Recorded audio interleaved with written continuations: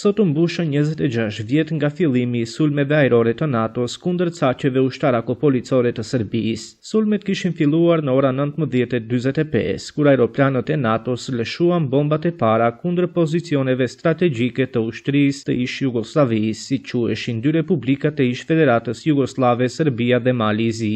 Urdhrin për fillimin e fushatës bombarduese kishte dhënë presidenti i Shteteve të Bashkuara të Amerikës Bill Clinton. Ai atë natë mbajti para popullit amerikan fjalimin historik, duke lajmëruar se kishte urdhëruar Aleancën Atlantike të fillonte operacionin ushtarak si mundësi e vetme e përfundimit të luftimeve të Kosovës. Ne dhe Aleanca e NATO-s kemi bërë të gjitha përpjekjet me qëllim që të arrinim një zgjidhje patësore të konfliktit në Kosovë, por presidenti Milošević, i cili në të kaluarën e afërt shkaktoi luftra të tmerrshme në Kroaci e në Bosnjë, ka vendosur në favor të agresionit në vend të paqes, kishte thënë Clinton. Sulmet ajrore kundër forcave serbe malazeze vazhduan deri më 9 qershor, kur u arrit marrëveshja e Kumanovës, e cila ndryshe njihet edhe si kapitulimi i kriminalit Milošević, dhe më 11 qershor forcat e armikut fillojnë të lëshojnë territorin e Kosovës. Kjo është ndërhyrja e parë ushtarake e NATO-s që nga formimi i saj, e cila njihet edhe si ndërhyrje historike.